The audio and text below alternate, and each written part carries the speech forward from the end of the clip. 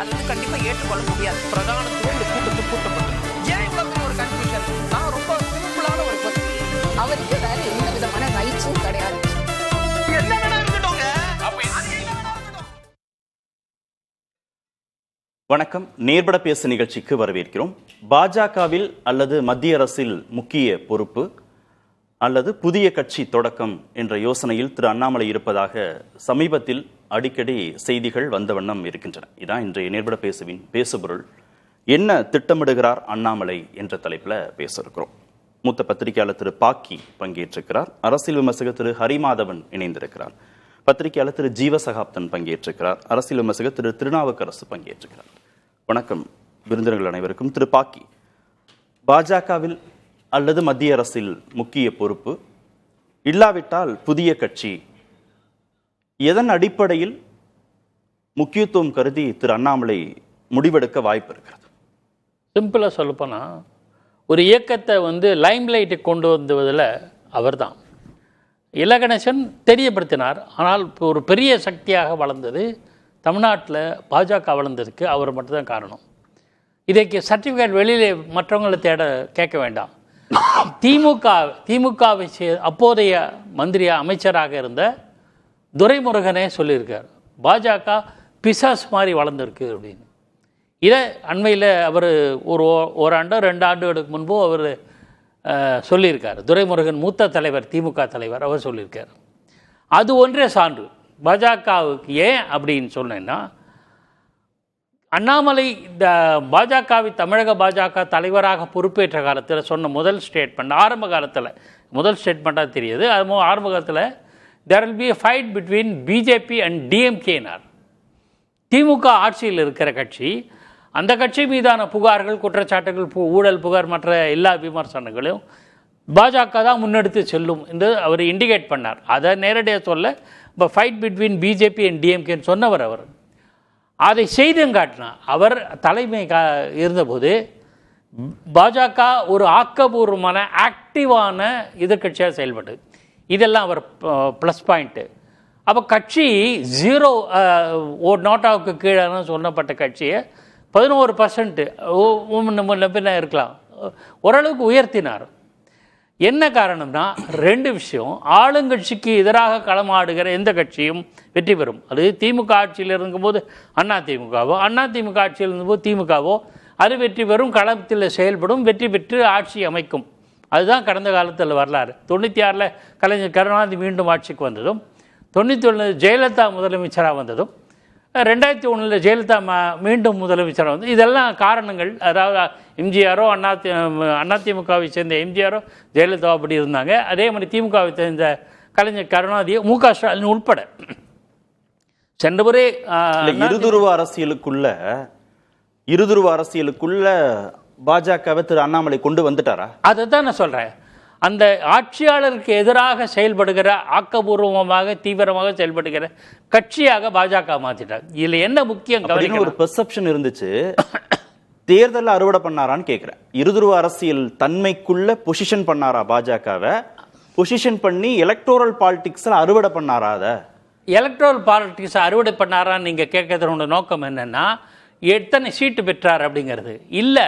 Percentage வந்தாலே அடுத்த கட்டம் தான். 2014 வந்துருச்சு என்டிஏ. ஒரு இல்லை, அது இவர் பீரியடில் நான் சொன்னேனே, துரைமுருகனே சர்டிஃபிகேட் கொடுத்துட்டாங்கன்னா they are afraid of BJP's growth in Tamil Nadu அப்படிங்கிறது. இல்லை, என்டிஏவுக்கு 2014 வாங்கின சதவீதம் இதே அளவுக்கான சதவீதம் தானே? 10 வருஷத்திற்கு முன்பே தேசிய ஜனநாயக கூட்டணி நாடாளுமன்ற தேர்தலில் அவங்க வாங்கின சதவீதம் தானே.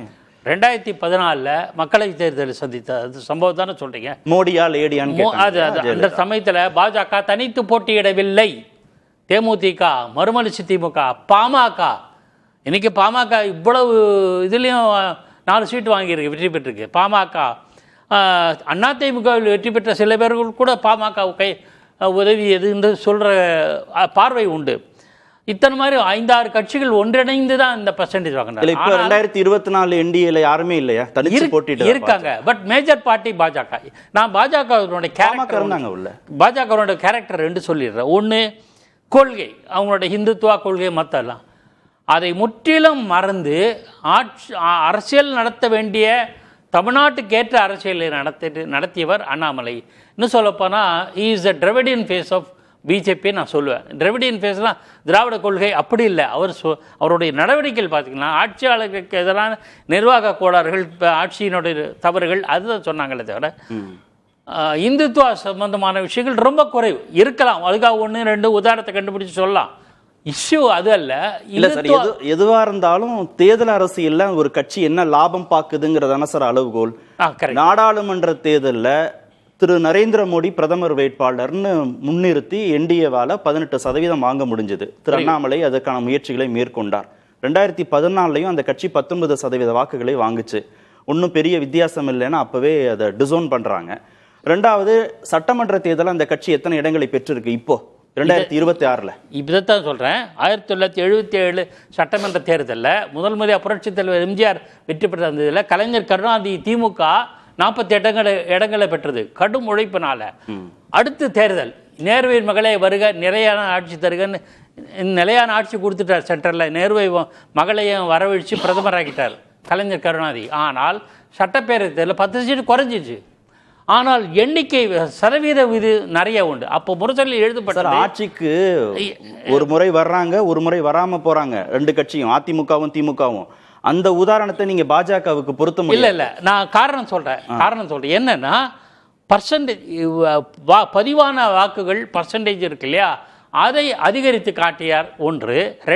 நாடாளுமன்ற தேர்தல், சட்டமன்ற தேர்தலில் அதிமுகவோட கூட்டணி வச்சு ஒரு தொகுதியில தானே வெற்றி பெற்றிருக்கிறார்கள். அதனால தான் கலைஞர் கருணாநிதி முரசொலியில் பல முறை எழுதியிருக்கார். பிரதிநிதித்துவம் நிறைய வாக்குகள் திமுக விழுந்தது, எம்ஜிஆருக்கு அதோட கொஞ்சம் அதிகமாக விழுந்திருக்கு. ஆனால் கிடைச்ச சீட்டு குறைவு. எம்ஜிஆருக்கு 120 சீட்டு ஆட்சி அமைச்சார். இந்த புள்ளி விவரங்கள்லாம் அவர் சொல்வார். இல்ல பாஜக வளர்ச்சி என்பதை கலைஞர் கருணாநிதி ஏற்றுக்கொண்டார் என்றால் அதையே அண்ணாமலை பயன்படுத்தியிருக்கார். இல்லை, பாஜகங்கிற ஒரு தேசிய கட்சி, பல மாநிலங்களில் ஆட்சி பொறுப்பில் இருக்கக்கூடிய கட்சி, அதிமுகங்கிற ஒரு பாரம்பரியமான பெரிய கட்சியில் வாக்கு சதவீதம் அதிகமாக இருக்கக்கூடிய கட்சியோட கூட்டணி வச்சே பாஜகவில் இங்கே பொசிஷன் பண்ண முடியலையே. திரு அண்ணாமலை தனி கட்சி அப்படின்னு ஒரு முடிவு எடுத்தார்னா என்ன பொசிஷன் பண்ணுவார்னு கேட்குறேன். அவர் தனி கட்சி தொடங்குவாரா இல்லையான்னு தெரியாது. நீங்க என்ன யூகிக்கிறீங்க? முதல் கேள்வியே எதை அவர் அக்செப்ட் பண்ணுவார், எதில் அகாமடேட் ஆவார்னு கேட்க. அவர் என்ன அக்செப்ட் பண்ணுவார், என்ன முடிவு எடுப்பார்னு தெரியாது. ஆனால் இந்த முடிவு எடுத்தால் புத்திசாலித்தனமாக சொல்லுவேன். காரணம் என்ன முடிவு? மாநிலத்தில் சுதந்திரமாக அவர் செயல்படலாம் சார். இந்துத்துவ பிரஷர் கூட கிடையாது. தமிழ்நாட்டுக்கு ஏற்ற ஒரு அரசியலை அண்ணாமலையால் முன்னெடுத்து செல்ல முடியும். இல்ல பாஜகவிலே இருந்துட்டேவா வெளியே வந்துட்டு சொல்றீங்களா? வெளியில வந்தா பெட்டரா, சுதந்திரமா இருக்கலாம். வெளியில வந்து இந்துத்துவாவையா? இல்ல, எடப்பாடி பழனிசாமி நிர்பந்தத்தினால கட்சி தலைமையை மாற்றப்பட்டது அல்லவா, எல்லாருக்கும் தெரியும். தேர்தல் நடத்தினாங்க, நாமினேஷன் வந்தார், அதெல்லாம் வேற. பட் அண்ணாமலை மாற்றப்பட்டது ஒரு கண்டிஷனாக சொல்லப்பட்டதா இல்லையா? ஆக இந்த மாதிரியான புற அழுத்தங்களிலிருந்து தன்னை விடுவித்துக் கொள்ளலாம். இல்ல ஒண்ணு மட்டும் கிளாரிஃபை, வெளியில வந்து சுதந்திரமா செயல்படணும்ன்றீங்க. முடியும். சரி, என்ன ஐடியாலஜி? இந்துத்துவ ஐடியாலஜியா? இல்ல, ஐடியாலஜி அடுத்தது, அரசியல் தான் முதல். இப்ப அண்ணா என்ன சார் ஐடியாலஜி? ஆனா ஆட்சிக்கு பிடிச்சி முதலமைச்சர் ஆயிட்டாரு விஜய். இல்ல, அவங்க வந்து கொள்கை தலைவர்கள் சொல்லிட்டாங்க, அரசியல் எதிரி சொல்லிட்டாங்க, கொள்கை எதிரி சொல்லிட்டாங்க. ஒட்டுமொத்தமா கொள்கை என்ன கொள்கை? இந்த கொள்கை அதனால பாஜக இதற்கு சொன்னாங்களே இல்லையே, கிடையாது இல்லையா? நான் சொல்றேன், அதிமுகவை புரட்சி தலைவர் எம்ஜிஆர் ஒரே நோக்கம் வந்து திமுக எதிர்ப்பு மட்டும்தான் அவருடைய மையம் நோக்கம். தீயசக்தி சொன்னாரு. அவர் ஆட்சிக்குள்ள பெரிய கொள்கை அண்ணாயிசம்னு சொன்னார், அதை கைவிட்டுட்டார். இல்லாம வெளியில வந்து அண்ணாமலை அவர் என்ன உருவாக்குறது தெரியாது. நான் என்ன சொல்றேன், அவர் தனி கட்சி தொடங்குவாரா இல்லையா தெரியாது. ஜூன் 4ஆம் தேதி அவரோட பிறந்த நாள், அன்றுதான் தொடங்குவாருன்னு சொல்றாங்க. நமக்கு அதெல்லாம் தெரியாது. தொடங்கினால் புத்திசாலித்தனம் அப்படின்னு நம்ம பார்க்கலாம். திரு ஹரிமாதவன், ஒரு புதிய கட்சிக்கான ஸ்பேஸ் தமிழ்நாட்டில் இருக்கா, இன்னமும் இருக்கா? இருக்கு. என்னன்னா ஒரு புதிய கட்சி தமிழ்நாட்டில் ஆட்சிக்கு வரும்போது எம்ஜிஆர் வந்து திமுகவோட பிளவு, ஒரு ஒரு கட்சியோட பிளவு. விஜய் அப்படி கிடையாது. எடுத்தெடுப்புலயே வந்து 35% வாக்குகளை வாங்கி சீட்டும் அதை கன்வெர்ட் ஆகி அவர் வந்து வந்துட்டார். ஆனா அவருக்கு பக்கத்திலேயே இருக்கக்கூடிய 2 கட்சிகள், திமுகவும் அதிமுகவும், விஜய் 1,20,00,000 வாக்குகள் வாங்கும் போது திமுக 1,54,00,000 வாக்குகளும், அதிமுக 1,32,00,000 வாக்குகளையும் வாங்கி, அது அதிமுக 1996 என்ன பர்சன்டேஜ் வாங்குச்சோ அதே 27% தான் இன்னைக்கு வந்து தோல்வியை தந்துட்டு இருக்கு. ஆனா 3வது இடத்துக்கு போயிருக்கு. இந்த இந்த இடம் தான் வந்து தமிழ்நாட்டுல ஒரு வெற்றிடம் இருக்குது, ஒரு புதுசா ஒருத்தர் வரலாம், விஜய்க்கு எதிராக ஒருத்தர் களமாடலாம்ங்கிறதுக்கு உண்டான ஒரு வாய்ப்பை கொடுத்துருக்கு. அண்ணாமலையோட பழைய ஹிஸ்டரியில இருந்து இந்த இடம் வரல. நீங்க சொல்ற மாதிரி 2014 தேர்தலையும் 2024 தேர்தலையும் பாரதிய ஜனதா அலையன்ஸ் கிட்டத்தட்ட சேம் தொகுதிகளை தான் அது கன்வெர்ட் ஆயிருக்கு. மோடி ப்ரூவ் ஆகிறதுக்கு முன்னாடியே 2014 தேர்தலில் வந்து 19% வாக்குகள், மோடி ப்ரூவ் ஆனதுக்கு அப்புறம் 10 வருஷம் மோடி ஆட்சிக்கு அப்புறமும் தமிழ்நாட்டுல 19% வாக்குகள், ரெண்டுமே கிட்டத்தட்ட ஈக்குவல் தான். அன்னைக்கு இருந்த கூட்டணி இன்னைக்கு இருந்த கூட்டணி ஒண்ணுதான். அன்னைக்கு தேமுதிக மதிமுக இருந்துச்சு. தேமுதிக மதிமுகவுக்கு பதில் இந்த தடவை வந்து ஓபிஎஸ் டிடிவி தினகரன் இருக்காங்க. அதிமுகவோட ஒரு வெர்டிகல் ஸ்பிரிட், ஒரு முக்குளத்தூர் கம்யூனிட்டியோட பேக்ரவுண்டோட தென் மாவட்டங்கள்ல அதிமுக 3ஆவது இடத்துக்கு தள்ளி இது பாரதிய ஜனதா 2வது இடத்துக்கு வரக்கூடிய இடத்துக்கு அதிமுக 2024 அலையன்ஸ்லயும் பிஜேபி அலையன்ஸ் வந்து சேம் அலையன்ஸ் தான். உங்களுக்கு சொல்ற மாதிரி 2014 2024 ஈக்குவல் அலையன்ஸ். அண்ணாமலையோட இந்த ட்ராக் ரெக்கார்டு இதுக்கு வந்து பொருள், இதுக்கு பொருந்தி இருந்தா பிஜேபியே வந்து அண்ணாமலையை விட்டுட்டு எடப்பாடி கூட அண்ணாமலையை அண்ணாமலையை தலைவர் பதவியிலிருந்து இறக்கிட்டு அதிமுகவோட கூட்டணிக்கு பிஜேபி அமித்ஷா போயிருக்க மாட்டாரு. எடப்பாடி தலைமையில ஆட்சி, என்டிஏ ஆட்சி, எடப்பாடி தலைமையில உண்டான ஆட்சிங்கிறத அவர் வந்து கொடுத்திருக்க மாட்டார்.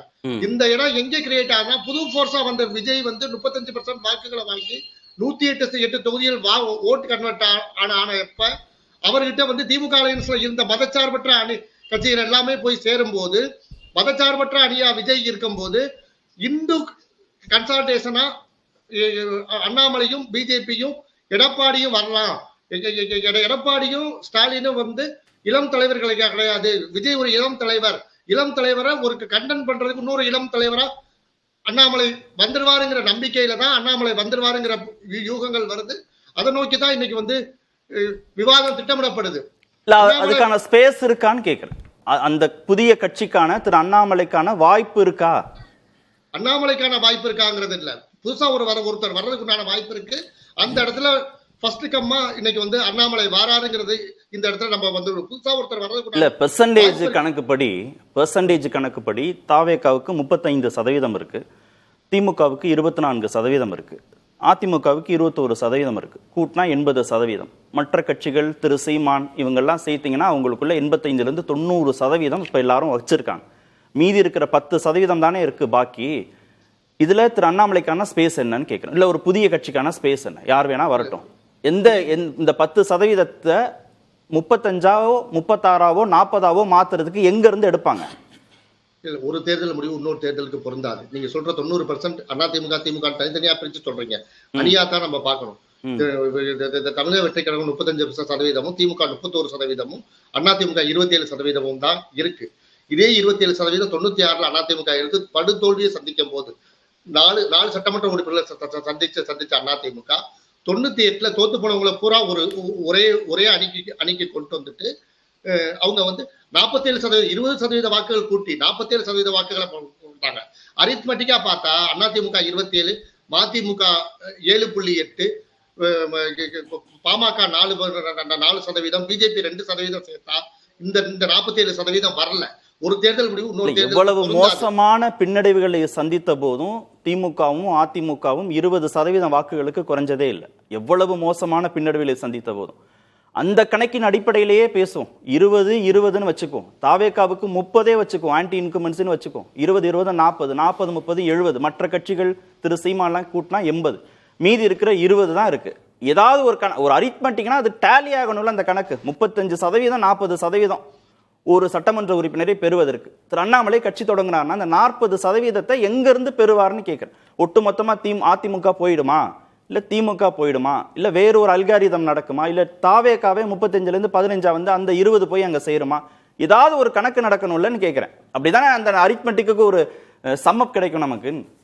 இல்ல அரித்மெட்டிக்க காட்டும் இது வந்து ஒரு சித்தாந்த ரீதியா தாவேகா கிட்ட இருக்க அணி வந்து மதச்சார்பற்ற அணி, ஒரு கிறிஸ்துவ தலித் ஆதரவு ஒரு அணி. இந்த அணிக்கு எதிரா இந்து கன்சால்டேஷன், இந்து ஜாதி வாக்குகள், இந்து வாக்குகள் முழுக்க அறுவடை பண்ணா அந்த அணி வந்து இந்த அணியை வந்து எதிர்கொன்றும் இந்த அணியை வீழ்த்துறதுக்கும் வாய்ப்பு இருக்கு. நாடாளுமன்ற தேர்தலில் மோடி ஆதரவான ஒரு அலை தமிழ்நாட்டுல வீசும் போது அதுக்கு உண்டான வாய்ப்புகள் இருக்கு. 3 தேர்தல்ல மோடி எதிர்ப்பு அலைன்னு இருக்கு. எதிர்ப்பு அலை எந்த அளவுக்கு ஹிந்து கன்சாலிடேஷன் புரிஞ்சுக்கிறதா இல்ல பெரும்பான்மை சாதிகள் கன்சாலிடேஷன் புரிஞ்சுக்கலாமா? இல்ல, இந்து கன்சாலிடேஷனாவே பெரும்பான்மை இந்து ஜாதிகள் அப்படியே புரிஞ்சுக்கலாம். சரி, அப்ப பெரும்பான்மை சாதி கன்சாலிடேஷனோ இந்து கன்சாலிடேஷனோ அது அதிமுகனாலேயோ திமுகனாலேயோ முடியாதா? திரு அண்ணாமலை மட்டும்தான் அதை சாத்தியப்படுத்த முடியுமா? திமுக அந்த வாய்ப்பு கிடையாது. திமுக ஆல்ரெடி மதச்சார்பற்ற அணியாவே இருக்காங்க. இன்னைக்கு கூட அவங்க திருவள்ளூருக்கு காவி சாயமா எந்த சாயம்ங்கிற பிரச்சனையில திருவள்ளூர் இந்த இந்த இந்த இடத்துல வந்து பிரச்சனையே கிடையாது. இன்னைக்கு வந்து இவங்க மதச்சார்பற்ற அணியா தாவேகா இருக்கும் போது அதுக்கு எதிரான ஒரு அணியை ஒரு கட்டமைப்பை உருவாக்கும் போதுதான் அவங்களாலதான் இந்த மதச்சார்பற்ற இந்த அணியை வந்து எதிர்கொள்ள வெற்றி கொள்ள முடியும். அதுக்கு வந்து இது இவருக்கு விஜய்க்கு ஈக்குவலான கரிஸ்மெட்டிக் லீடர் வேணும். அண்ணா திரு ஸ்டாலினோ திரு எடப்பாடியோ கரிஸ்மெட்டிக் லீடரா இல்லாம போனது அந்த கட்டமைப்பு மட்டுமே இந்த 31% 27% வாங்கி கொடுத்தது. இந்த கட்டமைப்பு இல்லாம ஒரு கரிஸ்மெட்டிக் மட்டுமே 35% வாக்குகளை வாங்கி கொடுத்த ஒரு புது பரிமாணம் தான் இன்னைக்கு வந்து புதுசா யாரு வந்து இவரை வந்து கண்டென்ட் பண்ணுவாங்க, யார் மணி கட்டுறதுங்கிற கரெக்ட். நீ ஒரு சந்தேகம், நீங்க இந்து கன்சாலிடேஷனை திரு அண்ணாமலை வெற்றிகரமா சாத்தியப்படுத்திடுவார்னா நாடாளுமன்ற தேர்தலில் பெரும்பான்மையான தொகுதிகளை பாஜக செஞ்சிருக்க முடியுமே, வெற்றி பெற்றிருக்க முடியுமே. சட்டமன்ற தேர்தலில் அதிமுகவுடன் கூட்டணி இருக்கிற போது ஒரே ஒரு தொகுதியை கடந்து 4-5 தொகுதிகள் அவங்க பெற்றிருக்க முடியுமே. அங்க ஏன் அவங்களால சாத்தியப்படுத்த முடியல? இல்ல, நாடாளுமன்ற தேர்தல் தமிழ்நாட்டை பொறுத்த வரைக்கும் திமுக ஆளுங்கட்சியா இருந்து மதச்சார்பற்ற ஒரு அணியா கட்டமைச்சு மும்முனை போட்டியில சீட் கன்வெர்ட் பாரதிய ஜனதாவுக்கு ஆகல. அது ஒரு ரீசன். இல்ல சார், அந்த ஒரு இடத்துல தான் நான் குறுக்கிடுறேன். நீங்க மதச்சார்பற்ற அணின்னு ஒண்ணு இருக்கு, அது தாவேகா தலைமையில இருக்கு.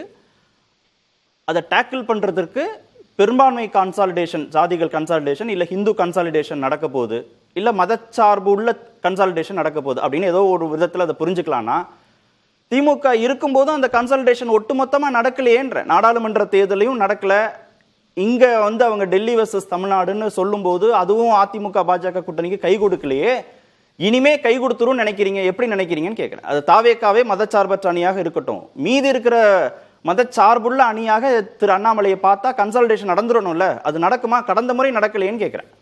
கடந்த முறை நடக்காமல நடந்திருக்கு. என்னன்னா திமுக ஆளுங்கட்சியா இருந்து ஆட்சி அதிகாரத்தை பயன்படுத்தும் போது அந்த நாடாளுமன்ற தேர்தலில் அது மதச்சார்பற்ற அணியா நாடாளுமன்ற தேர்தலில் திமுக வெற்றி வாங்கி சொல்லிடுச்சு.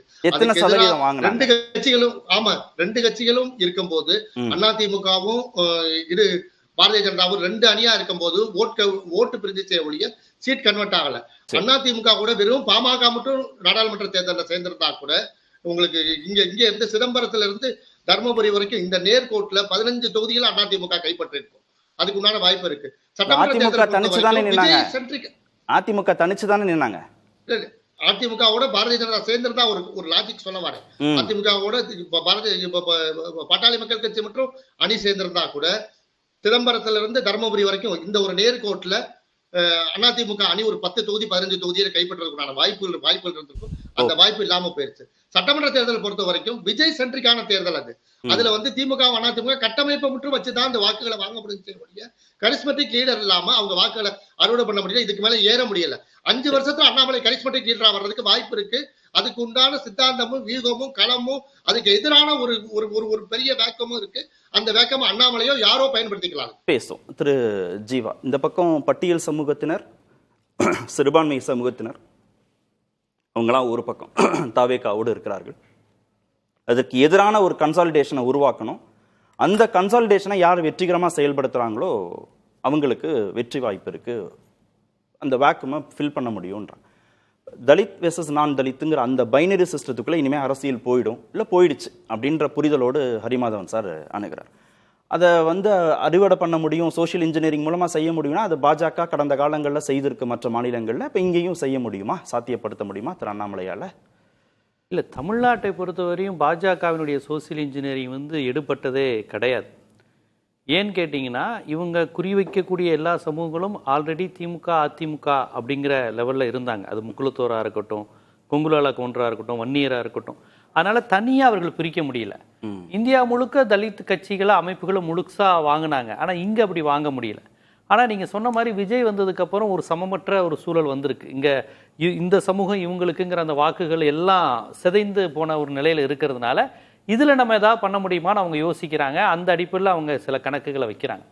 ஆனால் நீங்கள் அந்த ஒரு கேள்வி கேட்டீங்க, இந்து கன்சால்டேஷனா பெரும்பான்மை சாதி கன்சால்டேஷனா ஒரு கேள்வியை கேட்டிருந்தீங்க. ரெண்டும் வேற வேற தான். ஆனால் ரெண்டும் ஒன்று கிடையாது, ரெண்டும் வேற வேற கிடையாது. தோழருக்கு அது தெரியும். ஏன்னு கேட்டிங்கன்னா நீங்கள் எப்படி, ஏன்னா இங்கே உங்களுக்கு வந்து இதை வந்து நீங்கள் எப்படி சாதி உணர்வு அப்படிங்கிற அந்த விஷயத்தை நீங்கள் முன்னெடுக்கும் போது அது ஒற்றுமையிலேருந்து விலகுபடுத்தும். சாதிங்கிற அமைப்பே மனிதனை வந்து சமூகத்திலேருந்து பிரிக்கிறது தான், தமிழ் சமூகத்திலேருந்து. நீங்கள் அந்த விஷயத்தை பண்ணும்போது இயல்பாகவே நீங்கள் ஏவை கூப்பிடும்போது பிசிடிஎல்லாம் உங்கள்கிட்ட சேர மாட்டாங்க. அதனால தான் பிஜேபி இங்கே தோற்று போகிறது. இங்கே அவங்க எடுக்கிற அந்த சாதி மத அரசியலுங்கிறது தமிழ்நாட்டிலும் கேரளாவிலும் பெரிய லெவலில் எடுபட மாட்டேங்குது. இப்போ இவங்க பெரும்பான்மை சாதி அரசியல் இந்து அரசியல்னு சொல்கிறாங்க. அப்போ அதில் நாவிதர், இருளர், ஒட்டர் இவங்களாம் எப்படி வருவாங்க? பெரும்பான்மை சாதி அரசியல்னு நீங்கள் சொல்கிறீங்க. அப்போ அவங்களும் இந்து தானே, அப்போ அவங்கள அதில் சேர்ப்பீங்களான் இருக்கு. அப்புறம் பெரும்பான்மை சாதி அரசியல்னு சொல்லும்போது தலித்துகள் தமிழ்நாடு முழுக்க பார்த்தீங்கன்னா பெரிய எண்ணிக்கையில் இருப்பாங்க. ஆனால் அந்தந்த பகுதியில் குறைவாக தான் இருப்பாங்க. தமிழ்நாடு முழுக்க அவங்க எண்ணிக்கையில் பெரிய 10 விழுக்காடு 12 விழுக்காடுக்கு மேலேயே தனியாக வருவாங்க. மொத்தமாக 20-22 விழுக்காடு வருவாங்க பட்டியல் சமூகம். ஆனால் அந்த மாவட்டம் பார்த்தீங்கன்னா அங்கே வன்னியரோ கவுண்டரோ தேவரோ தான் பெரும்பான்மையாக இருப்பாங்க. அப்போ பெரும்பான்மை சாதின்னு வரும்போது அங்கே உள்ள தலித்துகள் இயல்பாகவே உங்களுடைய அணிசேர்க்கைக்கு எதிராக மாறிடுவாங்க. ஸோ இந்து கன்சல்டேஷன் நீங்கள் ஊபி பீகாரில் பண்ணுற மாதிரி இங்கே பண்ண முடியாது. ஏன்னா ஊபியில் நண்பர்களுக்கு தெரியும், அங்கே யாதவ்னு இருந்தால் ஒரு 10 தொகுதி யாதவ் மட்டுமே இருப்பாங்க. முஸ்லீம்கள் இந்துக்களோட கலந்து இருக்க மாட்டாங்க. தமிழ்நாடு மாதிரி இருக்காது. வன்னியர் பெல்ட்டு முக்குளத்தூர் பெல்ட்டோட கலந்து, ராமநாதபுரம்லாம் முக்குளத்தூர் முஸ்லீம் அப்படி கலந்து இருப்பாங்க. இஸ்லாமியர்கள் மட்டும் சில தொகுதிகளில் பெரும்பான்மையாக இருப்பாங்க. அங்கே ஊபியில் வட இந்திய பகுதியில். தமிழ்நாட்டில் நீங்கள் வேலூர் வாணியம்பாடியெல்லாம் முஸ்லீம் தொகுதின்னு சொல்கிறாங்க. உள்ளே போய் பார்த்தீங்கன்னா நாயுடு கவுண்டர் வன்னியர் எல்லாரும் கலந்து தான் இருப்பாங்க. தமிழ்நாட்டில் ராமநாதபுரம் முஸ்லீம் தொகுதி உள்ளே போய் பார்த்தீங்கன்னா மரவர் பெல்ட்டாக தான் இருக்கும். அந்த மாதிரி. ஆனால் ஊபி அப்படி கிடையாது. அது முஸ்லீம் தொகுதின்னு சொல்லி பிஜேபி ஓட்டு கேட்கவே போகாது. அது எப்படி நமக்கு விடமாட்டாங்கல்ல அப்படின்னு.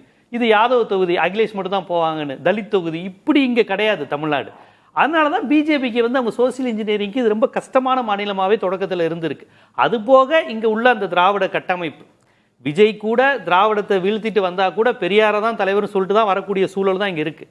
அதனால் இந்த கட்டமைப்பு ஆன்டி முஸ்லீமை ஏற்றுக்காது தமிழ்நாடு. ப்ரோ மைனாரிட்டி கான்செப்டில் தான் தமிழ்நாடு வளர்ந்துருக்கு. ஸோ இந்த மாதிரியான கான்செப்ட் வந்து இவங்க சொல்லக்கூடிய இந்து கன்சால்டேஷனை ஏற்றுக்காது. அப்புறம் இன்னொன்று, விஜய் வந்து மைனாரிட்டி தலித்து ஓட்டுகளை ஃபுல்லாக வாங்கிட்டாரு அப்படிங்கிறது அது எனக்கு தெரிஞ்ச ஒரு கட்டமைப்பாக ஒரு அமைப்பாக போனதாக பார்க்கல. ஒரு அலையில் அது போயிருக்கே ஒழிய. ஆமாம், அதனால் அது அப்படியே தலித்துகளும் இனி தொடர்ச்சியாக சிறுபான்மையினரும் இந்த இனி கொஞ்சம் கொஞ்சமாக குர்பானி விவகாரம், திருப்பரங்குன்றம் விஷயத்தில் அவர் என்னென்ன பண்ண போகிறாரு, திருப்பரங்குன்றம் ஃபைல்ஸை தலையிட இன்னைக்கு விஜய் அரசு தடை போட்டிருக்கு. இதெல்லாம் எந்த அளவுக்கு இனி இஸ்லாமியர்களும் கிறிஸ்தவர்களும் தொடர்ச்சியாக ஆதரிக்க போகிறாங்கிறது கொஞ்சம் பொறுத்திருந்து நம்ம பார்க்கணும். அதனால் அது வந்து ஒரு டிஎம்கேக்கும் இடதுசாரிகளையும் நம்பின மாதிரி விஜய் அவங்க அப்படியே போயிடுவாங்களா, அது அதில் ஒரு விஷயம் அழகாக சொன்னார், ஒவ்வொரு தேர்தலுக்கும் மாறுபடும். அதனால் கண்டிப்பாக இந்த பேட்டர்ன் கண்டிப்பாக அடுத்த பேட்டர்ன் வரையும் கண்டினியூ ஆகாதுன்னு நான் நம்புகிறேன். இன்னொன்று, விஜய் வாங்கின ஓட்டு திமுகவை தோக்கடிச்சிருக்கு, அதிமுகவை தோக்கடிச்சிருக்கு. அடிப்படையில் திராவிட எதிர்ப்பு கொண்டவர்களுடைய மனநிலை தான் விஜய்க்கு நிறையா போயிருக்கு. அதை நம்ம புரிஞ்சுக்கணும். கொஞ்சம் அந்த சின்ன பசங்க ரீல்ஸுங்கிற ஓட்டு போயிருந்தாலுமே திராவிடம் அழியணும்னு நினைத்த ஒரு பெரிய கூட்டத்துக்கு வாய்ப்பாக அது போயிருக்கு. 2 திராவிட கட்சிகளால் தமிழ்நாடு சீரழிஞ்சிச்சுன்னு சொன்ன அந்த சனாதனிகள், அந்த சாதியவாதிகள், பெரியார் எதிர்ப்பாளர்கள் இருக்காங்களா, அவங்க விஜயை கொண்டாடினாங்க, விஜய் வரணும்னு. அந்த ஓட்டு பெரிய ஓட்டு போயிருக்கு. ஸோ அப்போ அந்த ஓட்டு போயிருக்குன்னா அது யாரோட ஓட்டு? பிஜேபியோட ஓட்டு, நாம் தமிழரோட ஓட்டு. பெரியார் வந்து கொள்கை தலைவர்னு சொன்ன பிறகும் அப்படி போயிருக்குன்றீங்களா? அதை வந்து பெரியார் எதிர்ப்பாளர்கள் ஒரு கணக்காவே நினைக்கல. இப்ப வந்து அவங்க பெரியார் எதிர்ப்பாளர்கள் தங்களுடைய எதிரியா திமுகவை தான் பாக்குறாங்க. திமுகவும் அதிமுகங்கிற கட்சிகள் பின்னடைவை சந்திக்கணும்னு மட்டும் நினைக்கிறாங்க. ஆமா ஆமா. இல்ல, பெரியார் எதிர்ப்பாளர்களுக்கு விஜய் எதிர்ப்பாளராகவே இல்ல. பெரியார் அவரை தலைவரா சொன்னாலும் அதை அவங்க பெரிய பொருட்படுத்தல. எல்லாரும் கொண்டாடுறாங்க. பெரியார் அழியணும், பெரியாருடைய சமூக நீதி, இடஒதுக்கீடு இதெல்லாம் அழியணும்னு நினைத்த ஒரு பெரிய கூட்டம் விஜய் வந்ததை கொண்டாடுறாங்க. ஏன்னா அவரை பெரியாரிஸ்டா இவங்க பார்க்கல, அது சும்மா கணக்குக்கு சொல்றாங்கப்பா அப்படின்னு. அதனால ஆர்எஸ்எஸ் மினிஸ்டர்ஸே அவருடைய அமைச்சரவையில் இருக்கிறதுனால அது ஒன்றும் பெரிய விஷயமா பார்க்கல. சரி, இப்ப இதெல்லாம் முற்றும் முழுவதுமாக எதிர்க்கக்கூடிய திரு அண்ணாமலை தன்னை பொசிஷன் பண்ணிட்டாருன்னா டிரான்ஸ்ஃபர் ஆக இல்ல. இப்ப இந்த இடத்துல இப்ப அண்ணாமலை வந்து தொடங்கியிருக்காருல்ல, அண்ணாமலை தொடங்கி இருக்கிறது விஜய் பின்னால் இருக்கக்கூடிய திராவிட எதிர்ப்பு, திமுக எதிர்ப்பு கூட்டம் இருக்குல்ல, அது கண்டிப்பா அண்ணாமலை பின்னாடி வருவதற்கான வாய்ப்புகள் அதிகம். ஏன்னு கேட்டீங்கன்னா விஜயை விட அண்ணாமலை வந்து ஒரு பொலிட்டிக்கல் அனிமல். விஜய் எப்படி பொலிட்டிக்கல் ஸ்டார் இல்ல, பொலிட்டிக்கல் அனிமல்ங்கிறது தப்பான வார்த்தை கிடையாது. அதாவது அரசியல் இயங்கக்கூடியவருங்கிற அர்த்தத்துல சொல்றேன். ஒரு வீரியமான அரசியல் அனிமல்ங்கிற இந்த இடத்துல விமர்சன வார்த்தை கிடையாது. நான் விமர்சனம் வைக்கக்கூடியவன் தான், பட் இந்த வார்த்தை அந்த விமர்சனத்துக்கானது கிடையாது. அதனால திமுக எதிர்ப்பாளர்கள் ஓட்டு அண்ணாமலை வந்து அதிகமாகும். இதுவரையும் விஜய்க்கு போனவங்களா இன்னும் கொஞ்சம் கட்டமைப்பு அந்த ஓட்டை அவர் அதிக அளவில் பிரிப்பார். அண்ணாமலைகிட்ட ஏற்கனவே திமுக ஆதரவு ஓட்டு கிடையாது. திமுக ஆதரவாளர்கள் இதுக்கு அண்ணாமலை ஓட்டு, அவர் வாங்கின ஓட்டுங்கிறது திமுக எதிர்ப்பு ஓட்டு. அதிமுகவை தானே காலி செஞ்சாரு.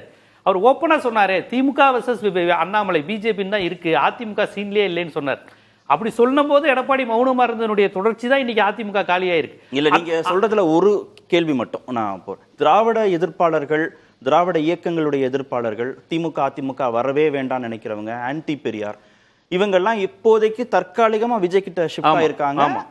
திரு அண்ணாமலை வந்தா அங்க சொல்றீங்க சொல்றீங்க. ஓரளவுக்கு அங்க போக வாய்ப்பு இருக்கு. அப்படி இருந்தா, ஏன்னா ஆல்ரெடி அவர் ப்ரூவ் பண்ணியிருக்காரு அண்ணாமலை. அவர் திரு அண்ணாமலை வந்தார்னா ஆன்டி விஜயை தானே ரொம்ப வீரியமா எடுப்பார், விஜய்க்கு எதிராக தானே தன்னோட அரசியலை செய்வார். அப்படி பண்ணும்போது இவங்க இந்த பக்கம் நகரத்துக்கு வாய்ப்பு இருக்குன்னு நினைக்கிறீங்களா? இல்லைங்க, ஆன்டி விஜய் பேசுறாரு, அப்படிதானே பேசுவாரு, அதுதானே பண்ணுவார். ஆமா, முதலமைச்சர் ஆளும் கட்சிங்கிறப்ப அவர் இயல்பா திமுக பேசின மாதிரி அது மாதிரி விஷயங்கள் பேசுவார். அண்ணாமலையினுடைய கான்செப்ட் வந்து நீங்க நல்லா கவனிச்சு பாத்தீங்கன்னா, பாஜக தமிழ்நாட்டுக்குள்ள அதனுடைய சித்தாந்தங்களை பேசி வர முடியல. அதனாலதான் அண்ணாமலை போன்றவர்கள் வந்து பேட்டனை வந்து மாத்தினாங்க. இங்க வந்து பாபர் மசூதி, ராமர் கோயில், முஸ்லீம் எதிர்ப்பு, ஆன்டி பெரியார் எதையுமே அண்ணாமலை பேசினதே கிடையாது. இன்னும் சொல்ல போனா வந்து தான் கட்சியில் உள்ள பார்ப்பன தலைவர்களை தான் அவர் காலி செஞ்சாரு. சோ அந்த பேட்டன் இருக்கு பாத்தீங்களா. இப்ப விஜய் வந்து என்ன சொல்றாரு, அவருமே என்னதான் இருந்தாலும் ஒரு நான் பிராமின் ஃபேஸ் தான். இப்ப அண்ணாமலையும் வர்றாரு. அதனாலதான் நான் சொல்றேன், அண்ணாமலை கட்சிங்கிற ஒரு கான்செப்ட் வந்து உங்களுக்கு பாஜகங்கிற கட்சிக்கு எதிராக இருக்காது, ஆனா இந்துத்துவாவை வீரியமா பேசாது, ஆனா கட்சியை வளர்க்கணுங்கிற கான்செப்ட்லாம் வளர்ப்பாங்க. இதை மோடி வெர்சஸ் ஆர்எஸ்எஸ்னு சொல்லலாம். இவர் மோடியோட ஆதரவாளர் தான் அண்ணாமலை. தனியாவே கட்சி ஆரம்பிச்சாலும் மோடியோட ஆசீர்வாதத்தோட எதிரான ஒரு அரசியலை செய்யும் போது விஜய் எதிர் அரசியலை பண்ணக்கூடிய திமுகவுக்கும் அதிமுகவுக்கும் ஸ்பேஸ் இருக்கா? இல்ல, அதுதான் அவர் சொன்னாரு. அந்த ஸ்பேஸ தான் நான் நுட்பமா விளக்குனேன். திமுக எதிர்ப்பு வாக்குகளை விஜய் வாங்கியிருக்காருல, அந்த வாக்குகள் விஜய்க்கு போகும். அந்த வாக்குகள் ஒருபோதும் திமுக வராது. திமுக எதிர்ப்பு திராவிட அதுதான் அண்ணாமலைக்கு போகும். ஆமா, கண்டிப்பா அந்த வாக்குகள் அண்ணாமலைக்கு திமுக ஆதரவு ஓட்டு எப்படி வரும்? ஓகே, என்ன சார் ஸ்பேஸ் இருக்கு, பொலிட்டிக்கல் ஸ்பேஸ்? அண்ணன்மார்கள் 3 பேர் சொன்னதில் நிறைய விஷயங்கள் கிடைத்திருக்கிறது. ஒவ்வொரு தேர்தலும் ஒரு தேர்தலை சொல்லும். வருகிற காலகட்டத்தில் அண்ணாமலை அவர்கள் கட்சி அமைப்பது இந்துத்துவாய் மையம் கொண்டு தேர்தல் அரசியல் அமைப்பு அல்ல. வருகிற வாரங்களில் ஒரு அறிவிப்பு வரும், பிரேக் நியூஸ் வரும், அதை நீ போடுவீங்க. வருகிற காலகட்டங்களில் தமிழகத்தின் நலன் கருதி தமிழக சொல்லுங்க, போட்டுடலாம், கட்டாயம் வரும். இந்த வாரம் ஒரு ட்வீட் வரும், நீங்க போடுவீங்க. அதாவது தமிழக நலன் கருதி இடதுசாரி சித்தாந்தமும் வலதுசாரி சித்தாந்தமும் நன்கு அறியக்கூடிய நபர் அண்ணாமலை அவர்கள். இங்கு தமிழகத்தில் எது எடுத்துக்கொண்ட கொள்கையோடு சென்றால் வாக்களிக்கூடிய நன்கு புரிந்து கொண்ட நபர். இந்த தேர்தலை பொறுத்தவரை விஜய் என்பது சினிமா ஸ்டார், அண்ணாமலை என்பது சூப்பர் பொலிட்டிக்கல் ஸ்டார். அப்படி பார்க்கிற போது அண்ணாமலை அவர்கள் தமிழகத்தில் பெண்கள் நிறைய விருப்பப்படுறாங்க. அப்படி பார்க்கிற போது இந்த மதத்துக்குள்ளோ இந்து மதத்துக்குள்ளோ மாற்றுக்குள்ளோ உட்படாத ஒரு தலைவர் அண்ணாமலை. அப்படி பார்க்கிற போது இந்த இடத்தில் டிரான்ஸ்ஃபர் ஓட்டு விஜய்க்கு வந்து 22% டிரான்ஸ்ஃபர் ஆயிருக்கு. இது வந்து பெரியாறு அதுலாம் கிடையாது. திமுக பிடிக்கல, பாஜக பிடிக்கல, அதன் வெறுப்பு ஓட்டுகள் தான் அங்க தாவேக்க போனது ஒழிய தாவேக்கு சுனாமியோ விஜயை குடிச்சு கொண்டாடுறதோ அதெல்லாம் கிடையவே கிடையாது. நான் ஏற்றுக்கொள்ள மாட்டேன். 14% இன்ஸ்டாகிராம், ஃபேஸ்புக், அந்த வாட்ஸ்அப் குரூப்பால வர்றது 14% ஓட்டுகள் தான். முழுக்க இந்த டிரான்ஸ்போர்ட் தான். குறிப்பா அண்ணாமலை ஆதரவு ஓட்டுகள் ஃபுல்லா அப்படி சொல்லப்போனா போன பார்லிமெண்ட்ல 11.23% ஓட்டுகள் வந்தது. அதுல இன்னைக்கு 2.5% ஓட்டு தான் வச்சு, மீதி ஓட்டு எங்க போச்சு? அண்ணாமலை ஆதரவு ஓட்டுகள். கிட்டத்தட்ட அந்த ஓட்டுகள் ஃபுல்லா தாவேக்க போச்சு. விஜய் வென்றதுக்கு அண்ணாமலை ஒரு காரணமா சொல்லுவேன். அப்படி பார்க்கிற போது அவர் ஒரு கட்சி அமைப்பு தொடங்குவதற்கு 100% வாய்ப்பு இருக்கு. 11% நாடாளுமன்ற தேர்தல் வந்துச்சுன்னு சொன்னீங்கல்ல, அதுல பல கட்சிகள் தாமரை சின்னத்துல போட்டிட்டாங்க. இருந்த போதும் அண்ணாமலைக்கு ஓட்டு வங்கி இருக்கிறது, அது மறுக்க முடியாது.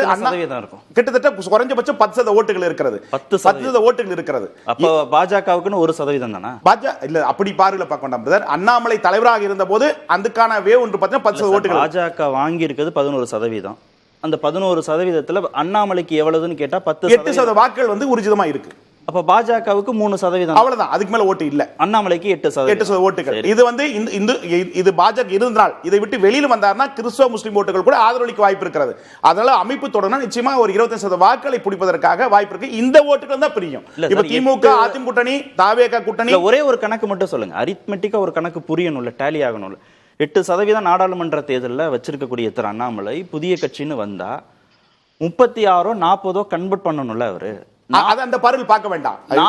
3 மடங்கு 4 மடங்கு அவருடைய வாக்கு சதவீதம் எந்த அடிப்படையில உயரும்னு கேட்கிறேன். ஒரு அமைப்பா தொடங்குற போது அதற்கான ஆதரவு வருகிற போது நிச்சயமாக 20% வாக்குகளை பெறுவதற்கு அளவுக்கு உயரும். இந்த கட்சிகளும் தான் ஓட் டிரான்ஸ்ஃபர் ஆகும். அதாவது திமுக கூட்டணி, அதிமுக, மற்ற ஏனைய கட்சி ஓட்டுகள் டிரான்ஸ்ஃபர் ஆண்டு கொண்டிருக்கிற திரு விஜய் வேண்டாம், திரு உதயநிதி வேண்டாம், திரு ஸ்டாலின் வேண்டாம், திரு எடப்பாடி பழனிசாமி வேண்டாம், திரு சீமான் வேண்டாம் அப்படின்னு திரு அண்ணாமலை பக்கம் வாய்ப்பு இருக்கு. அதுதான் ஏன் எப்படி எந்த அடிப்படை காரணம் என்று சொல்ல ஒரு படித்தவர் வர வேண்டும், ஒரு நாட்டு ஆளுன்ற அந்த ஒரு மாயை உருவாகி இருக்கிறது. தமிழக அரசியலே நிறைய போன நான் ஆய்வு எடுத்த போது கூட சொன்னேன், அந்த படித்தவர்ன்றதுல அதுல இடத்துல அண்ணாமலைக்கு வாய்ப்பு இருக்கிறது. அப்படி வாய்க்கிற போது அவர் இந்துத்துவ தலைவராக தன்னை முகத்தை காட்டிக் கொள்ளப்படல. அப்படி இருக்கிற போது இவருக்கு அண்ணாமலை அவர்களுக்கு ஒரு வாய்ப்பு, ஒரு ஸ்பேஸ் இருக்குது, கட்சி ஆரம்பித்ததற்கு வாய்ப்பு இருக்கிறது. கண்டிப்பாக இந்துத்துவா, ஆன்மீகம் மற்றும் ஜனதா என்ற பார்வையில் இந்துத்துவா கொண்ட பார்வை இல்லாமல் தமிழக நலன் சார்ந்த, இளைஞர்கள் நலன் சார்ந்த, குறிப்பாக இளைஞர்களை மையம் கொண்ட ஒரு அமைப்பாக இருக்கும் நான் எதிர்பார்க்கிறேன். இளைஞர்கள் வாக்குங்கிறது எத்தனை சதவீதம் இருக்கு? இளைஞர் அந்த சதவீத வாக்குகளை எத்தனை கட்சிகள் பங்கு போட்டு? இன்றைக்கு இளைஞர் வாக்கள் கிட்டத்தட்ட 41% ஓட்டுகள் இருக்கு. வந்து பார்லிமெண்ட் சட்டமன்றத்தில் போலிங் ஆச்சு. அப்புறம் வருகிற காலகட்டத்தில் அதிகமாகும். அப்படி அதிகமாகும் போது இளைஞர்கள் தான் முடிவு செய்யக்கூடிய இடத்துல இருக்காங்க. ஜென்சி ஓட்டு தாண்டி 40 வயசு 50 வயசுக்குள்ள பாத்தீங்கன்னா புதிய வரவுகள், நான் செத்தாலும் திமுக ஓட்டு போடுறவங்களுக்கு 1 கோடி ஓட்டு தான் இருக்காங்க. அப்படி பார்க்கிற போது இனிவரும் காலத்துக்கு இளைஞருடைய காலம். ஒவ்வொரு கட்சிக்கும் 1 கோடி இருக்காங்க. இல்ல, அதாவது தேர்தல் வந்துச்சு சார். அடுத்த தேர்தல் வந்து மாறும். இந்த தேர்தல் அந்த தேர்தல் ஒப்பிடப்பட வேண்டாம். நிச்சயமாக அண்ணாமலை வச்சா எல்லா கட்சியும் தாக்கர். குறிப்பா வந்து இன்னைக்கு கூட ஒரு முக்கியமான தாவேக்கிற ஒரு ஆலோசனை சொல்லக்கூடிய முக்கியமான சீனியர் லீடர் அதிமுக போனக்கூடிய நபர் ஒரு இடத்துல சொல்லியிருக்கிறார், அண்ணாமலை கட்சி ஆரம்பித்தால் நிச்சயமாக 20% வாக்களை பிடிப்பார் அப்படின்னு சொல்லி இருக்கு. தாவேக்கு பயம் இருக்கிறது. நிச்சயமாக தமிழகத்தில் புதிய கட்சி உதயமாகும், எந்த மாற்றம் இல்லை. அண்ணாமலை வருவார். இந்துத்துவத்தோடு வாய்ப்பு இல்லை. மீண்டும் 20% வந்து நிக்க வாய்ப்பு கட்டாயம் உண்டு. திரு பாக்கி பாஜகவுடைய இந்துத்துவ சித்தாந்தத்தை ரொம்ப வீரியமா முன்வைக்க மாட்டாரு. ஆனா அதே சமயத்துல பெரும்பான்மை சாதிகள் ஒருங்கிணைப்புங்கிற சோசியல் இன்ஜினியரிங்க திரு அண்ணாமலை பண்ணுவாரு. அப்படின்னா ரெண்டும் முரண்பாடான புள்ளி இல்லையா? இல்ல, நான் அதுல முரண்படுறேன். அவர் சோசியல் இன்ஜினியரிங்லாம் அவ்வளவு நம்பிக்கை அப்படி ஒன்றும் பெருசா அதுல கவனம் செலுத்துவாருன்னு தெரியல. அந்த கான்செப்ட் இந்து கான்சாலிடேஷன் வந்து இங்கே எடுபடாது. அது வேற விஷயம், நம்ம அது வேற சப்ஜெக்ட். நான் என்ன சொல்றேன், இந்த பர்சன்டேஜ் இருக்குல்ல, நீங்க கணக்கு சொன்னீங்க, மிஞ்சி போனால் 10% வரும். இதை எப்படி இம்ப்ரூவ் பண்ணுவாங்க? சரி, இவர் சார் சொன்ன 20 கூட வச்சுக்கோங்க. நான் என்ன சொல்றேன், பேஸ்லைனா எல்லா கட்சிகளுமே, திமுக, அண்ணா திமுக, பாஜக, காங்கிரஸ், எல்லா கட்சிகளுக்கும் ஒரு கோர் ஓட்டர்ஸ் இருப்பாங்க. கட்சிக்குள்ளே கட்சி என்ன இருந்தாலும் சரி, அதிமுக தான் போட்டு, ரெட்டை இலைக்கு தான் போடும், என்ன ஆனாலும் சரி உதயசூரிக்கு தான் போடும். இங்கே அது வந்து கோர் ஓட்டர்ஸ் இருக்காங்கல்ல, அது பர்சன்டேஜ் ரொம்ப கம்மியாக தான் இருக்கும். கமிட்டடாக என்ன ஆனாலும் சரி, கலைஞர் தான் என் தலைவர், ஸ்டாலின் தான் என் தலைவர், எம்ஜிஆர் தான் என் தலைவர், ஜெயலலிதா தான் அப்படிங்கிற இருக்கிறவங்க மீறி வந்து இருப்பாங்க. தொடர்ந்து திமுகவுக்கு போட்டுவோம், தொடர்ந்து அண்ணா திமுக போடுறோம். நாம் அதை ரெண்டுத்தையும் சேர்த்து தான் கிளப் பண்ணி தான் ஒரு ஃபிகர் சொல்கிறோம். 20, 25, 40 ஏதோ ஒரு கடை. அந்த ஆசிலேட் பண்ணுற, ஆசிலேஷன் கூட சொல்ல மாட்டோம், ஆசிலேஷன்ற தேர்ட் ஃபேஸ். ஒரு கட்சிக்கு கிடைக்கிற வாக்குகளில் 3ஆக பிரிக்கலாம். ஒன்று என்ன ஆனாலும் அந்த கட்சிக்கு போடுறவங்க, இன்னொருத்தர் அந்த கட்சிக்கு தொடர்ந்து போட்டுட்ருப்போம்னு நினைக்கிறவங்க, 3வது மனநிலை மாற்றம் அடைகிறோம். இந்த மனநிலை மாற்றம் அடைகிறவங்க தான் கட்சியினோட வெற்றி தோல்வியை நிர்ணயிக்கிறாங்க. ஒன்று. 2வது பகுதி இருக்குல்ல, அவங்களுக்கு ஒரு ஸ்பேஸ் கிடைக்கும். சரி, திமுக அதிமுக ரெண்டும் வேண்டாம், அல்லது பாஜக எதுவும் வேண்டாம், புதுசாக ஒரு கட்சி வருது என்ற மனப்பான்மை. அது வந்து அந்த அரசியலே இல்லாத திரு விஜய் கட்சி தொடங்கி உள்ள வரும்போது அவரால் அதை அறுவடை பண்ண முடிஞ்சது. ஏற்கனவே பாஜகவில் இருந்து அந்த கட்சியுடைய இந்துத்துவ சித்தாந்தத்தோடு ஒன்றிணைந்து அதிலிருந்து விலகி நான் வந்து மாற்று, திமுகவுக்கு அதிமுகவுக்கு தாவேகாவுக்கு மாற்றுன்னு திரு அண்ணாமலை வரும்போது அதை அறுவடை பண்ண முடியுமா அவரால்? நிச்சயமா அவரால். யங்ஸ்டர்ஸ் இருக்காங்க இல்லையா, இளைஞர்கள். நான் உங்களுக்கு தகவல் பார்த்தேன், சரியா கிட்டத்தட்ட எனக்கு சரியா இருக்கும்னு நினைக்கிறேன். விஜய்க்கு வயசு 52 நினைக்கிறேன். உதயநிதி ஸ்டாலினுக்கு 51. அவங்க 2 பேரை விட எங்க வந்து அண்ணாமலை. நான் அந்த டிபேட்டை அடுத்த சப்ஜெக்ட் எடுத்து இளைஞர்கள் ஈர்த்தல் 46 இளைஞர்கள் ஈர்க்கக்கூடியவர் அந்த சப்ஜெக்ட் போகிறேன். 3வது முக்கியமானது, அண்ணாமலை ஏற்கனவே எஸ்டாப்ளிஷ்டு நேம், எக்ஸ்போர்ட்ஸ். அவர் அதிகாரியாக ஐபிஎஸ் அதிகாரியாக இருந்தாலும், அரசியலுக்கு குறுகிய காலம் வந்தாலும் உதயநிதியை விட விஜயை விட சீனியர் ஆகையினால எக்ஸ்போர்ட்ஸ் நிறைய உண்டு, அவருக்கு விஷன் உண்டு. ஸோ அதனால் யங்ஸ்டர்ஸை ட்ரா பண்ண இழுக்கக்கூடிய திறமை அவருக்கு உண்டு, அரசியல் புரிதல் நிறைய உண்டு. ஜெயலலிதா அம்மையார் கூட 82க்கு முன்னாடி அரசியல் பற்றி ஒன்றும் கிடையாது. 83 அந்த அம்மா ராஜ்யசபாவுக்கு போனாங்க, சத்துண திட்ட குழு, அப்புறம் கொள்கை பொறுச்சல், அதுக்கப்புறம் பில்டப் பண்ணிக்கினாங்க அரசியலை. அதுக்கப்புறம் வேகமாக வளர்ந்துட்டாங்க. அது வேறு. நான் சொல்ல அந்த மாதிரியான கெப்பாசிட்டி அண்ணாமலைக்கு இருப்பதாக நான் புரிந்து கொள்கிறேன். ஒன்று இல்லை, அப்படின்னாலும் சார் 35% வாங்கணும்ல, 40% வாங்கணும்ல, யாருக்கிட்ட எனக்கு தெரியாது. பட் கணிசமான இடங்களை பெறுவதற்கான, கணிசமான சதவீதத்தை பெறுவதற்கான சாத்தியக்கூறுகள் மெயின் முக்கியமானது. திஸ் இஸ் ரீஜனல் பார்ட்டி எரா, மாநில கட்சிகளின் நிலம். ஜனதா தளத்திலேருந்து எனக்கு தெரிஞ்ச புள்ளி விவரத்தை மட்டும் சொல்கிறேன். ஆர்ஜேடி, ஜேடியு, ஜேடிஎஸ், எல்ஜேபி, அதாவது ராம்விலாஸ் பாஸ்வானுடைய கட்சி, அப்புறம் பிஜு ஜனதாதள், துஷ்யந்த் ஓம் பிரகாஷ் சௌத்ராலுடைய பேர் கட்சி, இத்தனை கட்சிகள் வந்து காங்கிரஸ்லேருந்து திரிணாமுல் காங்கிரஸ் வந்து, ஒய்எஸ்ஆர் காங்கிரஸ் வந்தது. இந்த மாதிரி மாநில கட்சிகள், ஏன் தமிழ்நாட்டில் கூட தமிழ் மாநில காங்கிரஸ் கூட காங்கிரஸ்லேருந்து 30 காலத்துலேயும் அதில் வெளிவந்து. ஸோ மாநில கட்சிகள் தேசிய கட்சிகள் உருவாகும் போது கிடைக்கிற பூஸ் இருக்குல்ல, வளர்ச்சி இருக்குல்ல, மகத்தானதாக தான் எல்லா கட்சிகளும். மூப்பனாருடைய வாக்கு வங்கிங்கிறது காங்கிரஸோட வாக்கு வங்கி தானே, காங்கிரஸ் கட்சியிலிருந்து வந்த வாக்கு வங்கி தான் எல்லாருக்குமே. அதுக்கப்புறம் அவங்க பில்டப் பண்றாங்க. நான் என்ன சொல்ல வர்றேன், இந்த மாநில உணர்வுகள் இண்டிபெண்டா செயல்படுறாங்க, அது ஒரு பலம். அது திரிணாமுல் காங்கிரஸ் வெஸ்ட் பெங்காலில் திதிக்கு வந்து எதிராக ஒரு மாநில கட்சி இருந்தால் பிஜேபி வந்திருக்குமான சந்தேகம். பிஜு ஜனதாதளத்துக்கு எதிரான இன்னொரு மாநில கட்சி இருந்தால் அங்கேயும் பாஜக வந்திருக்குமான சந்தேகம். ஸோ மாநில கட்சிகள் ஏறா அந்த சூழலையும் தனக்கு சாதகமாக அண்ணாமலை பயன்படுத்திக் கொள்கிறார். இண்டிபெண்டா செயல்படும். திரு ஜீவா, இளைஞர்கள் வாக்குங்கிறதான் திரு அண்ணாமலையுடைய இலக்குன்னு சொல்றாங்க. 41% இளைஞர்கள் வாக்கு இருக்கு. அதுல கணிசமாக திரு அண்ணாமலையார பெற முடியும். திரு திருநாவுக்கரசர் சொல்றாரு பெண்கள் வாக்கு பெற முடியும், மாற்றுன்னு விரும்புகிறவர்களுடைய வாக்குகள்லாம் பெற முடியும். ஒரு குறிப்பிடத்தகுந்த சதவீதத்தை அவராலும் கூட்ட முடியும். இளைஞர்கள் வாக்குனா விஜய்க்கு போச்சுன்னு வச்சுக்கோங்களேன். விஜய்க்கு ஐடியாலஜிக்கலா அவர் இந்துத்துவா ஆன்டி இந்துத்துவா எந்த இதுவும் இல்லாம ஒரு கவர்ச்சியில போச்சு. அண்ணாமலைக்கு வந்து கண்டிப்பா கட்டுப்படுத்தப்படும். அவருக்கு வந்து ஒரு ஒரு திராவிட ஆதரவு சிந்தனையாளர்கள் வாக்கு கிடைக்காது. பாஜக இருந்து வெளியே வந்தாச்சுன்னா, வெளியே வந்தாலும் அது எப்படிங்க உடனே கிடைக்கும்? இஸ்லாமிய இளைஞர்களும் கிறிஸ்தவ இளைஞர்களும் அண்ணாமலைக்கு வாக்களிச்சிருவாங்களா? பாஜக எதிர்த்து பேசுறா, பாஜகவை எதிர்த்து பேசுகிற அவர் அரசியல் செய்வாராங்கிறது அதை நம்ம எப்படி பார்க்கணும்னா, அதுவும் மோடியோட கண்ட்ரோலில் தான் இருக்குது. ஏன்னா இவங்க எல்லாமே 2 லாபி 2 இடத்துலேருந்து வருது. அவ்வளோ எளிதாக வந்து இந்துத்துவா எதிர்ப்போ ஒரு திருப்பரங்குன்ற விஷயத்தில் இவர் என்ன மாதிரியான நிலைப்பாடு எடுப்பார் அப்படிங்கிறத வச்சு தான் பண்ண முடியும். ஒரு திடீர்னுலாம் பாஜக வந்துட்டு ஒரு இந்துத்துவ எதிர்ப்பாளர் பாஜக எதிர்ப்பாளர்லாம் பேச மாட்டார். அவர் பாஜகக்குள்ளே இருக்கும்போது அங்கே ஒரு பிராமின் லாபியை காலி பண்ணிட்டு ஒரு நான் பிராமின் லாபியை கொண்டு வந்தார். அது மோடி போன்றவர்களே விரும்பினாங்க அதை அப்படி கொண்டு வரணும். அது மட்டும் இல்லை, இன்னொரு தகவலும் வந்திருக்கும். இப்போ அவருக்கு மத்திய அமைச்சர் பதவி கொடுக்க போறதெல்லாம் ஒரு செய்தி வந்தது இல்லைங்களா? இப்போ அந்த செய்தி வந்துகிட்டு இருக்க நேரத்தில் இந்த மாதிரி செய்திகளும் வருது. ஆனால் உறுதிப்படுத்த மாட்டேங்கிறார். அதற்கான லாபியா கூட அந்த மாதிரி விஷயங்களை பயன்படுத்தலாம். இப்போ மோடி நினைச்சா இவரை கட்சியும் தொடங்க வைக்கலாம், இல்லை மத்திய அமைச்சராகவும் ஆக்கலாம்.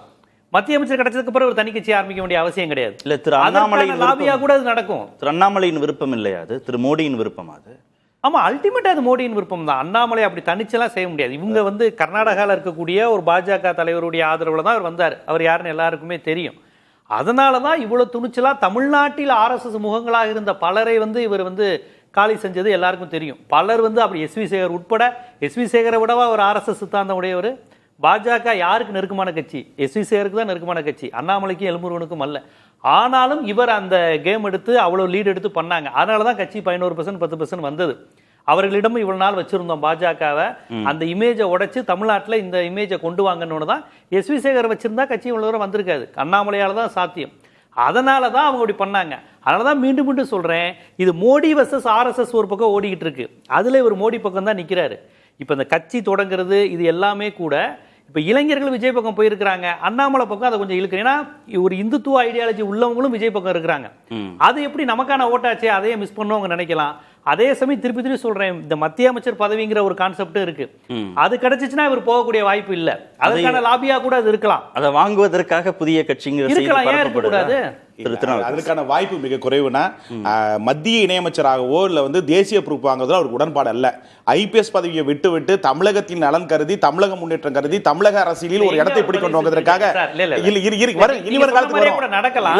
ஆனா அவருக்கு அந்த பதவியின் மீது அப்படி கிடைச்சாலும் அவர் விட்டுருவாரு அப்படின்னு சொல்லுவது வந்து கண்டிப்பா நீங்க சொல்ற கருத்தை நான் ஏத்துக்கிறேன்னா, அண்ணா நீங்க சொல்ற கருத்தை ஏத்துக்கிறேன்னா, அவரை பொறுத்தவரை தமிழக நலன் சார்ந்து இந்துத்துவா இல்லாம, திராவிடம் இல்லாம, இடதுசாரி தமிழக மக்கள் முன்னேற்றம் வேண்டும். இன்றைய தேவை நாளைய தேவை என்ன எதிர்பார்ப்பு மத்திய அமைச்சரானா தமிழ்நாட்டு மக்கள் நலன் இல்ல மத்திய அமைச்சராக வாய்ப்பில்லை. அவர் அதுக்கான ஆசை இல்லையே. இந்தியா முழுவதும் அவர் வேலை செய்ய போறாரு. சார் முருகன் மத்திய அமைச்சரா என்ன சார் பிரயோஜனம்? பாஜக பலன் இருக்கா? அண்ணாமலை அவர்கள் பாஜக கட்சியில் தலைவராக இருந்தாலும் பாஜக சொன்னா கூட பாஜக முருகன் வெர்சஸ் அண்ணாமலை தானா?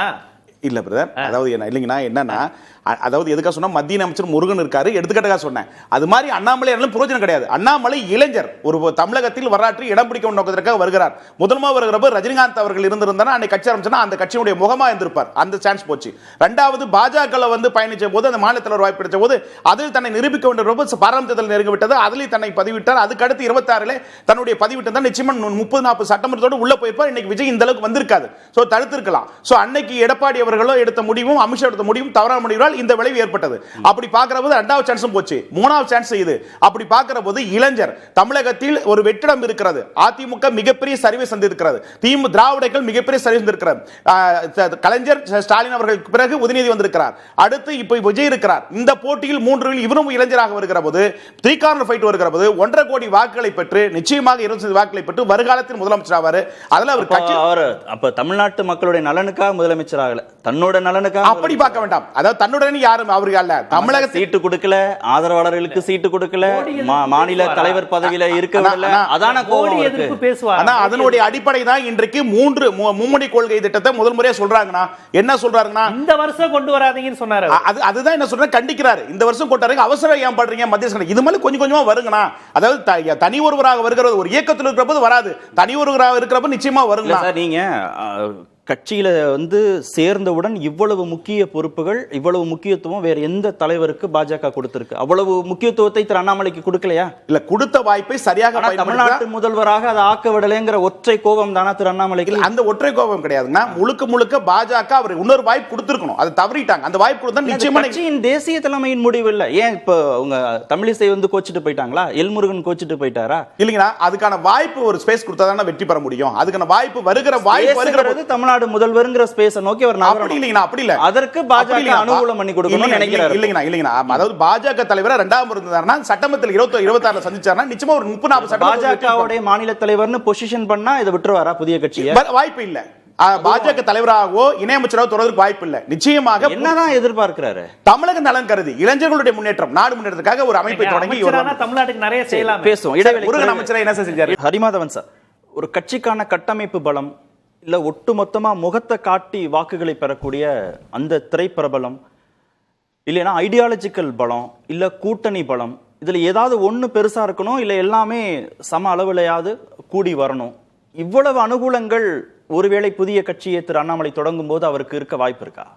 இல்ல, இவ்வளவு அனுகூலங்கள்ல எந்த அனுகூலமுமே அவருக்கு இல்ல. இன்னைக்கு நிலைமையில இல்ல. இது எந்த இடத்துல காமிக்குதுன்னா, 35% வாக்குகளோட திரு விஜய் இன்னைக்கு நிலைமையில தமிழ்நாட்டுல பெரிய கட்சியா இருக்காரு. அதை எதிர்கொள்றதுக்கு ஒருத்தர் வேணும். இது ஏற்கனவே தோழர்கள் சொன்ன மாதிரி எஸ்.வி. சேகர் எல்லாம் பேசுற மாதிரி, எஸ்.வி. சேகர் நினைக்கும் போதே நமக்கு மணல் கயிறு தான் ஞாபகம் வருது. மணல் கயிறு திரிக்க முடியுமான ஒரு கேள்வி. மணல் கயிறே வெற்றிங்கிறது ஒரு பெரிய விஷயம். அந்த இடத்துல கோலியாட்ட டேவிட் பெரிய ஆகிருதியோட இருந்த டேவிட்ட கோலியாட் வீழ்த்துறது மாதிரி விஜயை 35% ஆகிருதியோட இருக்க விஜயை யார் வீழ்த்த போறாங்கிறதா இந்த இடத்துல கேள்வி. அந்த இடத்துல இந்து கன்சால்டேஷனும் இந்து ஐடியாலஜிக்கலும் விஜய் எந்த சித்தாந்தத்தை வச்சு எந்த அணி சேர்த்து வச்சிருக்காங்க, அந்த அணிக்கு எதிரான ஒரு அணி தான் அந்த அணியை வீழ்த்த முடியுங்கிற இடத்துல அதுக்கு ஒரு முகமாத்தான் அண்ணாமலை இன்னைக்கு தெரிஞ்சார். அண்ணாமலை தெரிஞ்சார், நாளைக்கு இன்னொருத்தர் வரலாம். ஏற்கனவே இருக்கக்கூடிய 2 பிளேயர் ஸ்டாலினும் எடப்பாடியும் கூட இதுக்கு இதே நேர்கோட்டுல பயணிச்சா விஜயை வீழ்த்துறதுக்குண்டான வாய்ப்பு இருக்கும். தோத்து போனவங்க எல்லாரும் சேர்ந்து நாடாளுமன்ற தேர்தலில் தமிழக வெற்றி கழகத்தை வீழ்த்துறதுக்கு வாய்ப்பு இருக்கு. வீழ்த்த முடியாம போலாம். ஆனா இந்த வாக்கு வங்கியை உயர்த்துறதுக்கு அவங்க என்ன முயற்சியோ அந்த முயற்சியை எடுப்பாங்கிறது தான் இறுதி பார்வையாக. ஓகே, பார்ப்போம், பொறுத்திருந்து பார்ப்போம். நன்றி. நிகழ்ச்சியில் பங்கேற்ற அனைத்து விருந்துகளுக்கும் நேர்பட பேச நிறைவு பெறுகிறேன். அது கண்டிப்பா ஏற்றுக்கொள்ள முடியாது. பிரதான கூட்டப்பட்டு